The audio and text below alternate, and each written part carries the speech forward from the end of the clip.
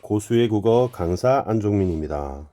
자, 오늘은 수능 특강문학 고전시가 11번 허난설원의 기녀반이라고 하는 한 시에 대해서 할까 합니다. 자, 일단 허난설원에 대해서 한번 살펴보겠습니다. 오늘 강의는 아마 10분 정도 안 걸릴 것 같습니다. 허난설원은 1563년생입니다. 우리 아주 경치 좋은 강원도 동해 쪽의 강릉 출생이시죠. 그래서 우리 신사임당 선생님과 고향이 같습니다. 유명한 것은 여러분 그 홍길동전의 누이 허균의 누이예요. 허균의 누이인데 허균의 누나인데 누나가 좀 일찍 돌아가시게 돼요. 허난설원 선생님은 27 되는 나이에 아주 젊은 나이에 병으로 돌아가시게 됩니다. 그래서 누나가 유언으로 나의 작품은 다 불태워라 라고 했지만 허균이 누나의 시집 200여 편을 남겨서 전하게 되었습니다. 어릴 때 신동 소리를 들었다고 합니다.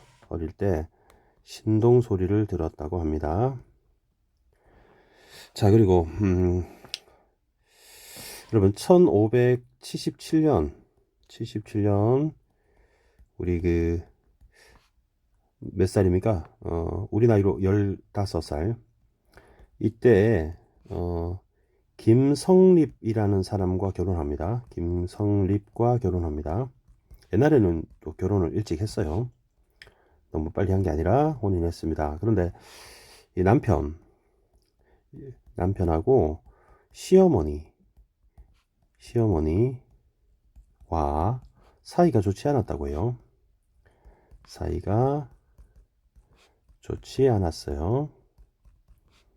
그래서 여러분 허난설원의 작품으로 여러분 기억할 만한 작품이 여러분 가장 유명한 게 규원가죠. 규방에서 남편을 원망하는 노래. 그 남편이 이제 바람 피고 돌아다니고 하는 얘기 있습니다. 그 다음에 바느질하는 고생하는 빈여음, 가난한 여자가 없다라고 하는 노래가 좀 유명하고요. 그리고 이 허난설원 선생님의 삶이 정말 순탄하지가 않았어요. 그래서 우리 아들하고 딸이 그만 일찍 죽게 됩니다. 그래서 여러분이 아마 들어봤을 수도 있는데요. 곡자라는 작품이 있어요. 아들, 딸을 무덤에 묻고 슬퍼하는 작품입니다. 마치 유치원의 유리창을 연상하게 하는 그런 시죠. 그리고 서울에 올라오셔서는 그 당시에 굉장히 유명했던 이달이라고 하는 선생님의 제자가 됩니다. 하지만 1589년 얼마 못 사셨죠. 그러니까 임진왜란이 일어나기 한 3년 전 정도가 되겠네요. 우리 나이로 27살에 병으로 그만 돌아가시게 됩니다. 그래서 되게 힘든 삶을 살았어요. 자녀도 죽고 이제 시댁과 사이가 좋지 않았고 그리고 오빠인 허봉은 귀양에 가서 객사하고 그래 순탄치 않은 삶을 사시다가 본인도 되게 슬픈 운명을 마감하게 됩니다. 그리고 기녀반이라는 제목은 여기 각주에 나와 있어요. 기녀반이라는 제목이 각주에 나와 있습니다. 그래서 뭐라고 나와 있냐면 처녀적 친구들에게 부침이라는 노래입니다. 자, 먼저 이 갈래가 이렇게 한문이 이렇게 나와 있는데요. 선생님 한문 해석할 그 생각은 없습니다. 그래서 요 시는 5글자로 이루어져 있죠. 그래서 5글자로 되어 있으면 우리 오언이라고 해요. 오언. 근데 만약에 이렇게 7글자로 이렇게 되어 있는 경우가 있겠죠. 7글자씩 이렇게 되어 있는 경우, 그러면 우리는 7언이라고 해요. 7언. 그리고 이렇게 넉줄로 된 시가 있습니다. 넉줄로 된 시. 그러면 이런 작품을 절구라고 하고요. 그럼 이 작품은 더블이네요. 8줄입니다. 사사. 자, 이런 작품은 율시라고 합니다. 자, 그럼 이 작품은 5글자인데 넉줄이 되죠. 그래서 우리 오원절구 이런 말을 쓰게 됩니다. 한시의 종류 중에 여기에 해당합니다. 자, 우리는 한문을 해석할 필요 없기 때문에 이것을 현대어로 풀이한 작품을 보게 될 겁니다. 한자 중에 쌤 파란색으로 해드릴게요. 요 글자 두 번째 줄, 네 번째 줄 맨 끝에, 여섯 번째 줄 맨 끝에, 그리고 마지막 맨 끝에 요 글자가 우리 한자로 흐를 류고요. 가을 추자고요. 그 다음에 배주자고요. 그 다음에 놀 유자입니다. 자, 그럼 어떻습니까? 요 글자들을 한번 따와 보니까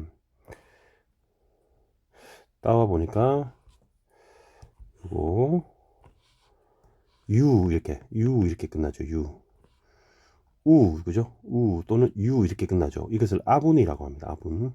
그래서 한시의 형식에 대해서는 여기까지 하고요. 본문 한번 보겠습니다. 본문은 여러분 기승전결, 수함경미, 그래서 두 줄씩 끊어서 여러분 이해하시면 되겠습니다. 쌤이 두 줄씩 이렇게 끊어 놓을게요.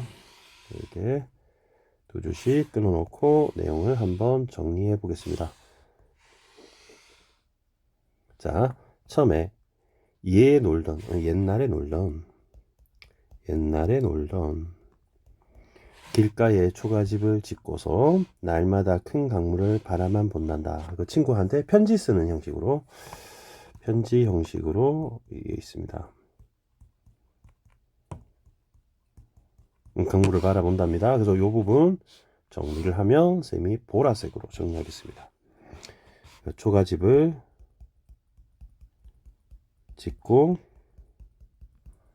강물을 바라본다. 1, 2행. 그래서 수 이렇게 얘기합니다. 머리수. 자, 그 다음에 3, 4행. 거울에 새긴 난새는 여러분 봉황 비슷하게 생긴 상상 속의 새입니다. 상상의 새는 혼자서 늙어가고, 그러면 이제 이 난새가 그냥 상상 속의 새니까 진짜 새는 아닐 거라고 보는 거죠. 자, 그러면 이 새는 어떤 의미를 가질까? 혼자서 늙어가는 자신의 처지라고 볼 수 있겠죠. 그 다음에 꽃동산의 나비도 가을 신세란다. 그리고 이제 난새는 본 건 아닐 테고 나비는 본 것일 텐데, 요 빨간색 두 개는 여러분 결국 객관적 상관물이 되는 거예요. 객관적 상관물이 되겠습니다. 상관물이 되겠습니다. 자, 여기서 혼자서 늙어가는 부정적이고 가을 신세도 부정적이죠. 자, 그러면 요거는 이제 초가집은 가난하다는 처지를 이해할 수 있는 것이고요. 자, 그러면 선생님 객관적 상관물을 좀 설명을 해 드릴게요. 요 객관적 상관물을 설명해 드리겠습니다. 자, 요 객관적 상관물은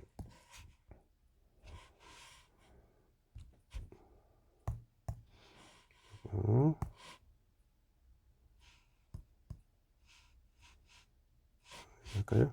예.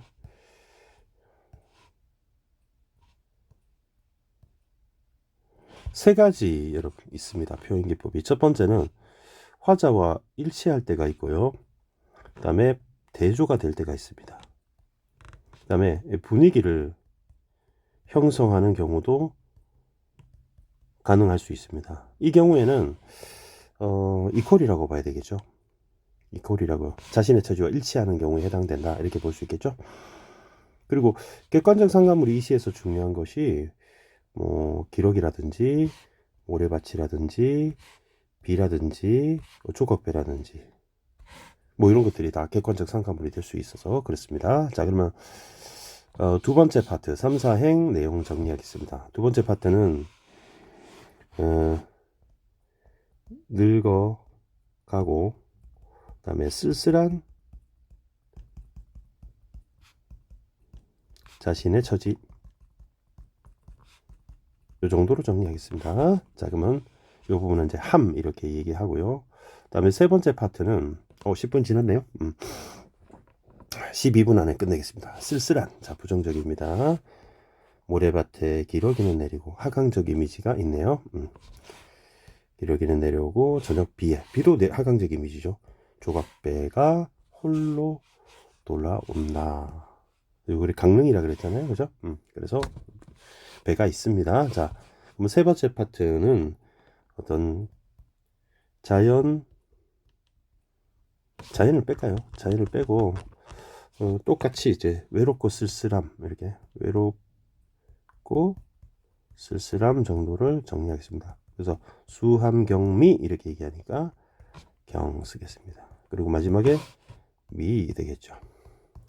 자, 마지막 파트 하룻밤의 비단 창문. 우리 비단 창문을 한자로 사창이라고 하는데 이 사창이라는 말을 통해서도 화자가 여자임을 알 수가 있습니다. 닫긴, 이게 중요합니다. 그러면 화자는 처지가 굉장히 폐쇄된 그런 처지다라는 것을 단절된 처지다라는 걸 알 수가 있고요. 내신세도 세모질까요? 어찌 예적 놀이 생각이나 하랴. 자, 랴 나오면 뒤에 선생님이 물음 표시라고 했어요. 그럼 이런 생각을 할 수 없다라고 할 수 있기 때문에 없다 이렇게 할 수 있기 때문에 평서물을 고칠 수가 있죠. 그러면 서리법이 되겠습니다. 그럼 마지막 파트 내용 정리하니까 꼬리비. 그러면 교방에서 처녀 시절을 그리워한다 이렇게 정리하면 되겠네요. 를 그리워함.